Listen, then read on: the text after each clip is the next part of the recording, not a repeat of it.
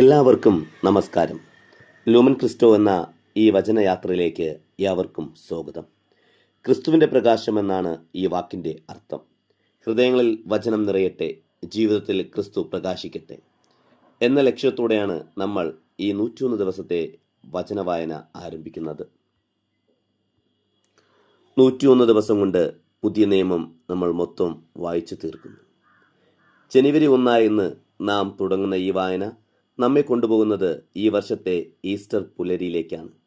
April 5 നാം ക്രിസ്തുവിൻ്റെ ഉയർപ്പ് ആഘോഷിക്കുമ്പോൾ പുതിയ നിയമത്തിലെ വലിയൊരു ഭാഗം നാം വായിച്ചു കഴിഞ്ഞിട്ടുണ്ടാകും. ഈസ്റ്ററിൻ്റെ ആ വലിയ സന്തോഷത്തിലേക്ക് വചനത്തിലൂടെ ഒരുങ്ങാൻ ലഭിച്ച ഏറ്റവും വലിയ അവസരമാണിത്. ദിവസവും വെറും 10 മിനിറ്റ് മാത്രം ഇതിനായി മാറ്റിവെക്കാം. വചനമാകുന്ന പ്രകാശം നമ്മുടെ ജീവിതത്തിൽ നിറയട്ടെ. ഈ സുവർണ അവസരം നൽകിയ ദൈവത്തിന് നന്ദി പറഞ്ഞുകൊണ്ട് നമുക്ക് ഇന്ന് തന്നെ തുടങ്ങാം. മത്തായിയുടെ സുവിശേഷം 1-2 അധ്യായങ്ങൾ. ഏവർക്കും അനുഗ്രഹീതമായ ഒരു പുതുവർഷം നേരുന്നു. വചനം നമ്മെ നയിക്കട്ടെ. മത്തായി എഴുതിയ സുവിശേഷം 1 അധ്യായം. യേശുവിൻ്റെ വംശാവലി. ദാവീദിൻ്റെ പുത്രനും അബ്രഹാത്തിൻ്റെ പുത്രനുമായ യേശു ക്രിസ്തുവിൻ്റെ ഉത്ഭവ ചരിത്ര ഗ്രന്ഥം. അബ്രഹാം ഇസഹാക്കിൻ്റെ പിതാവായിരുന്നു. ഇസഹാക്ക് യാക്കോബിൻ്റെ പിതാവായിരുന്നു. യാക്കോബ് യൂദായുടെയും സഹോദരന്മാരുടെയും പിതാവായിരുന്നു. യൂദ താമാറിൽ നിന്നുള്ള പേരസിൻ്റെയും സേറായുടെയും പിതാവായിരുന്നു. പേരസ് ഹെസ്രോൻ്റെ പിതാവായിരുന്നു. ഹെസ്രോൻ ആരാമിൻ്റെ പിതാവായിരുന്നു. ആരാം അമിനാദാബിൻ്റെ പിതാവായിരുന്നു. അമിനാദാബ് നഹ്ഷോൻ്റെ പിതാവായിരുന്നു. നഹ്ഷോൻ സൽമോൻ്റെ പിതാവായിരുന്നു. സൽമോൻ റാഹാബിൽ നിന്നുള്ള ബോബാസിൻ്റെ പിതാവായിരുന്നു. ബോബാസ് റൂത്തിൽ നിന്നുള്ള ഓബദിൻ്റെ പിതാവായിരുന്നു. ഓബദ് ജസയുടെ പിതാവായിരുന്നു. ജസെ ദാവീദ് രാജാവിൻ്റെ പിതാവായിരുന്നു. ദാവീദ് ഊറിയയുടെ ഭാര്യയിൽ നിന്നുള്ള സോളമൻ്റെ പിതാവായിരുന്നു. സോളമൻ റഹാബോബിൻ്റെ പിതാവായിരുന്നു. റഹാബോബം അബിയായുടെ പിതാവായിരുന്നു. അബിയ ആസയുടെ പിതാവായിരുന്നു. ആസ യോസഫാത്തിൻ്റെ പിതാവായിരുന്നു. യോസഫാത്ത് യോറാമിൻ്റെ പിതാവായിരുന്നു. യോറാം ഓസിയയുടെ പിതാവായിരുന്നു. ഓസിയ യോധാമിൻ്റെ പിതാവായിരുന്നു. യോധാം ആഹാസിൻ്റെ പിതാവായിരുന്നു. ആഹാസ് ഹെസക്കിയയുടെ പിതാവായിരുന്നു. ഹെസക്കിയ മനാസയുടെ പിതാവായിരുന്നു. മനാസെ ആമോസിൻ്റെ പിതാവായിരുന്നു. ആമോസ് ജോസിയയുടെ പിതാവായിരുന്നു. ജോസിയ ബാബിലോൺ പ്രവാസകാലത്തുള്ള യാക്കോണിയയുടെയും സഹോദരന്മാരുടെയും പിതാവായിരുന്നു.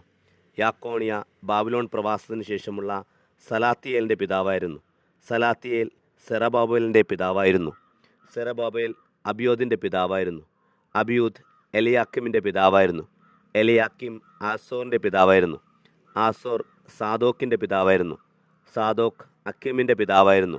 അക്കിം എലിയൂദിൻ്റെ പിതാവായിരുന്നു. എലിയൂദ് എലയാസറിൻ്റെ പിതാവായിരുന്നു. എലയാസർ മഥാൻ്റെ പിതാവായിരുന്നു.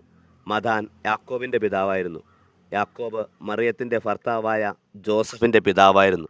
അവളിൽ നിന്ന് ക്രിസ്തു എന്ന് വിളിക്കപ്പെടുന്ന യേശു ജനിച്ചു. ഇങ്ങനെ അബ്രഹാം മുതൽ ദാവീദ് വരെ 14 തലമുറകളും, ദാവീദ് മുതൽ ബാബിലോൺ പ്രവാസം വരെ 14 തലമുറകളും, ബാബിലോൺ പ്രവാസം മുതൽ ക്രിസ്തു വരെ 14 തലമുറകളുമാണ് ആകെയുള്ളത്. യേശുവിൻ്റെ ജനനം. യേശു ക്രിസ്തുവിൻ്റെ ജനനം ഇപ്രകാരമായിരുന്നു. അവൻ്റെ മാതാവായ മറിയവും ജോസഫും തമ്മിലുള്ള വിവാഹ നിശ്ചയം കഴിഞ്ഞിരിക്കെ അവർ സഹവസിക്കുന്നതിന് മുമ്പ് അവൾ പരിശുദ്ധാത്മാവിനാൽ ഗർഭിണിയായി കാണപ്പെട്ടു. അവളുടെ ഭർത്താവായ ജോസഫ് നീതിമാനാകയാലും അവളെ അപമാനിതയാക്കാൻ ഇഷ്ടപ്പെടാകയാലും അവളെ രഹസ്യത്തിൽ ഉപേക്ഷിക്കാൻ തീരുമാനിച്ചു. അവൻ ഇതേക്കുറിച്ച് ആലോചിച്ചു കൊണ്ടിരിക്കെ കർത്താവിൻ്റെ ദൂതൻ സ്വപ്നത്തിൽ പ്രത്യക്ഷപ്പെട്ട് അവനോട് പറഞ്ഞു, ദാവീദിൻ്റെ പുത്രനായ ജോസഫ്, നിന്റെ ഭാര്യയായ മറിയത്തെ സ്വീകരിക്കാൻ ഭയപ്പെടേണ്ട. അവൾ ഗർഭം ധരിച്ചിരിക്കുന്നത് പരിശുദ്ധാത്മാവിൽ നിന്നാണ്. അവൾ ഒരു പുത്രനെ പ്രസവിക്കും. നീ അവനെ യേശു എന്ന് പേര് വിളിക്കണം. എന്തെന്നാൽ അവൻ തൻ്റെ ജനത്തെ അവരുടെ പാവങ്ങളിൽ നിന്നും രക്ഷിക്കും. കന്യക ഗർഭം ധരിച്ച് ഒരു പുത്രനെ പ്രസവിക്കും. ദൈവം നമ്മോടുകൂടെ എന്നർത്ഥമുള്ള എമ്മാനുവേൽ എന്ന് അവൻ വിളിക്കപ്പെടുമെന്ന് കർത്താവ് പ്രവാചകൻ മുഖേന അരുളിച്ചെയ്തത് പൂർത്തിയാകാൻ വേണ്ടിയാണ് ഇതെല്ലാം സംഭവിച്ചത്. ജോസഫ് നിദ്രയിൽ നിന്നുണർന്ന് കർത്താവിൻ്റെ ദൂതൻ കൽപ്പിച്ച പോലെ പ്രവർത്തിച്ചു. അവൻ തൻ്റെ ഭാര്യയെ സ്വീകരിച്ചു. പുത്രനെ പ്രസവിക്കുന്നതുവരെ അവൻ അവളെ അറിഞ്ഞില്ല. അവൻ യേശു എന്ന് അവനെ പേര് വിളിച്ചു. അധ്യായം 2. ജ്ഞാനികളുടെ സന്ദർശനം. ഹെറോദോസ് രാജാവിൻ്റെ കാലത്ത് യൂദായിലെ ബത്ലഹേമിൽ യേശു ജനിച്ചപ്പോൾ പൗരസ്ത്യദേശത്തു നിന്നും ജ്ഞാനികൾ ജെറുസലമിലെത്തി. അവർ അന്വേഷിച്ചു, എവിടെയാണ് യഹൂദന്മാരുടെ രാജാവായി ജനിച്ചവൻ? കാരണം ഞങ്ങൾ കിഴക്ക് അവൻ്റെ നക്ഷത്രം കണ്ട് അവനെ ആരാധിക്കാൻ വന്നിരിക്കുകയാണ്. ഇത് കേട്ട് ഹെറോദോസ് രാജാവ് അസ്വസ്ഥനായി. അവനോടൊപ്പം ജെറുസലേം മുഴുവനും. അവൻ സകല പുരോഹിത പ്രമുഖന്മാരെയും ജനത്തിൻ്റെ നിയമജ്ഞരെയും വിളിച്ചുകൂട്ടി ക്രിസ്തു എവിടെയാണ് ജനിക്കുന്നതെന്ന് അന്വേഷിച്ചു. അവർ പറഞ്ഞു, യൂദായിലെ ബെത്ലഹേമിൽ. എന്തെന്നാൽ പ്രവാചകനിലൂടെ ഇപ്രകാരം എഴുതപ്പെട്ടിരിക്കുന്നു, യൂദായിലെ ബെത്ലഹേമേ, നീ യൂദായിലെ പ്രമുഖ നഗരങ്ങളിൽ ഒട്ടും താഴെയല്ല. എൻ്റെ ജനമായ ഇസ്രായേലിനെ മേയ്ക്കാനുള്ളവൻ നിന്നിൽ നിന്നാണ് ഉത്ഭവിക്കുന്നത്. അപ്പോൾ ഹെറോദോസ് ആ ജ്ഞാനികളെ രഹസ്യത്തിൽ വിളിച്ച് നക്ഷത്രം പ്രത്യക്ഷപ്പെട്ട സമയം സൂക്ഷ്മമായി അവളിൽ നിന്ന് അന്വേഷിച്ചറിഞ്ഞു.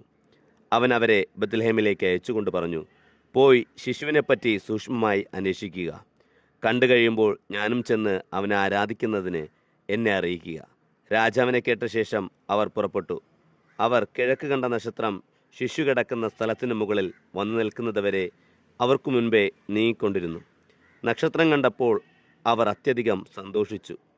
അവർ ഭവനത്തിൽ പ്രവേശിച്ച് ശിശുവിനെ അവൻ്റെ അമ്മയായ മറിയത്തോടൊപ്പം കണ്ട് മുട്ടിന്മേൽ വീണ് ആരാധിക്കുകയും അവരുടെ നിക്ഷേപ പാത്രങ്ങൾ തുറന്ന് പൊന്ന്, മീറ, കുന്തിരിക്കം എന്നീ കാഴ്ചകൾ അവന് അർപ്പിക്കുകയും ചെയ്തു.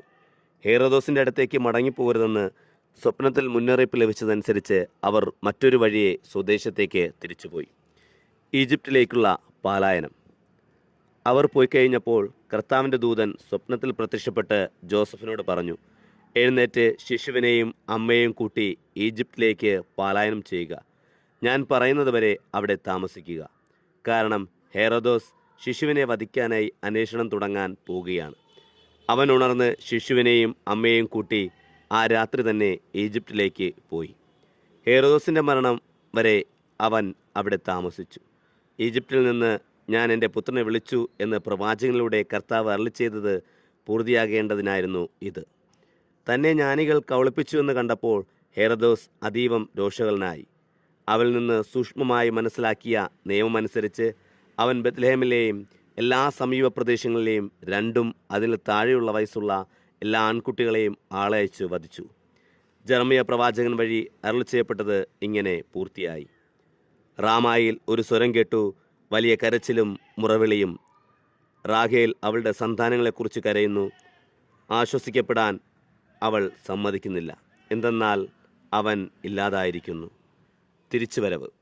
ഹെറോദോസിൻ്റെ മരണത്തിന് ശേഷം ഈജിപ്തിൽ വച്ച് കർത്താവിൻ്റെ ദൂതൻ ജോസഫിന് സ്വപ്നത്തിൽ പ്രത്യക്ഷപ്പെട്ടു പറഞ്ഞു, എഴുന്നേറ്റ് ശിശുവിനെയും അവൻ്റെ അമ്മയെയും കൂട്ടി ഇസ്രായേൽ ദേശത്തേക്ക് മടങ്ങുക. കാരണം ശിശുവിൻ്റെ ജീവൻ അന്വേഷിച്ചവർ മരിച്ചിരിക്കുന്നു. അവൻ എഴുന്നേറ്റ് ശിശുവിനെയും അമ്മയെയും കൂട്ടി ഇസ്രായേൽ ദേശത്തേക്ക് പോയി. അർക്ലോവാസ് അവൻ്റെ പിതാവായ ഹെറോദോസിൻ്റെ സ്ഥലത്ത് യൂദയ ഭരിക്കുന്നു എന്ന് കേട്ടപ്പോൾ അവിടേക്ക് പോകാൻ ജോസഫ് ഭയപ്പെട്ടു. സ്വപ്നത്തിൽ ലഭിച്ച മുന്നറിയിപ്പ് അനുസരിച്ച് അവൻ ഗലീലി പ്രദേശത്തേക്ക് പോയി. അവൻ നസറായൻ എന്ന് വിളിക്കപ്പെടും എന്ന് പ്രവാചകന്മാർ വഴി അരുളി ചെയ്യപ്പെട്ടത് പൂർത്തിയാകേണ്ടതിന് അവൻ നസറത്ത് എന്ന പട്ടണത്തിൽ പോയി വസിച്ചു.